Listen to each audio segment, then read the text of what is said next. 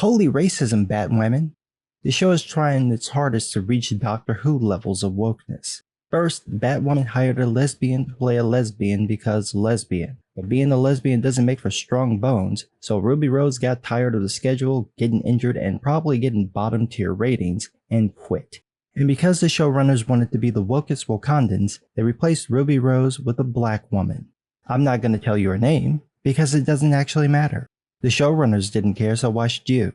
They could have recast Kate Kane with another white actress, but no. They needed the wokeness, so they cast a black woman. So now Batwoman is gay and black. And that's pretty much all that defines her character. She's described in the character brief as likable, messy, and goofy because that's definitely going to strike fear into the hearts of criminals everywhere. The description is just ridiculous. Quote, with no one in her life to keep her on track, Ryan spent several years as a drug runner, dodging the GCPD and masking her pain with bad habits. Today, reformed and sober, Ryan lives in a van with her plant.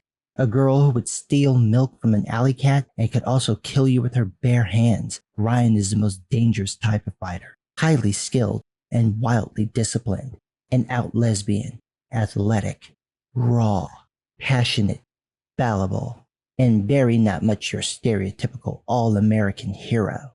Heroine is the correct word, and you're right. The all-American heroine wouldn't sound like she just quit heroin. And apparently I wasn't the only one to read that implication, because one of the showrunners clarified in Entertainment Weekly that black Batwomen didn't do drugs. Quote, while Ryan never used drugs, she was in a relationship where someone was using drugs, and it's ultimately what got Ryan put away in jail.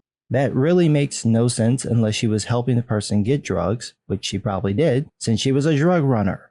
You don't go to jail because someone you live with does drugs.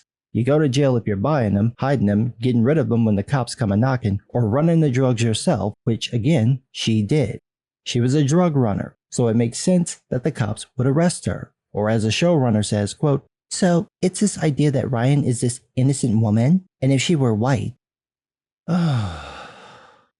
Let's pause. You want to have a pause? Let's pause. Because you know this shit is going to be so retarded it can make the thief in chief have a functional thought. Let's just... let it breathe. If she were white, per se, she might not have had the same punishment that she, as an innocent black woman, had to go through. That's a huge piece of her backstory. So that's something we're exploring this year. But why? The mental and legal contortions you're going to need to make this work would make Plastic Man tap out. There's no plausible scenario for her to be arrested, charged, tried, and convicted unless she did something wrong, like running drugs, which she did. You're trying to make her look like a victim, but she's a drug runner. She's not a victim, she's actually victimizing other people. She deserves to go to jail for running drugs. But maybe they want to give her a Jason Todd treatment, and I know no one working on that show has the slightest coochie poot who that is. But if you wanted to give her that street kid origin, just do that. Don't turn it into a race thing. It just makes you look lazy and stupid. But not as lazy and stupid as this. Quote, Batwoman has this particular vendetta against the false face society because the idea of drugs permeating the city and nobody taking any responsibility for it strikes at her core. Yeah, because they're getting in on her racket. Dude, she was a drug runner. The whole narrative makes no sense. She permeated drugs throughout the city. That was her job.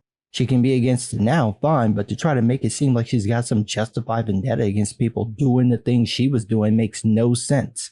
But at least they have the sense to finally show you what Javicia Leslie actually looks like because she's a stunning woman. Absolutely beautiful, and you put her in this weak-ass mask that's not scary and doesn't really seem to fit her face. It does a good job of making her face look chubby, which it isn't, but it doesn't do anything else for her. It's a very meh mask for a very meh suit. It's good enough, which I'm betting is the best we can hope for from the show that literally no one's gonna watch. The first season was a dud, and in a normal situation, the show would be cancelled, but CW wants those woke points, so they're keeping it around. They better pray people lose their remotes when this thing comes on, otherwise more people will literally watch paint dry than watch this show. But what do I know? I'm just some guy.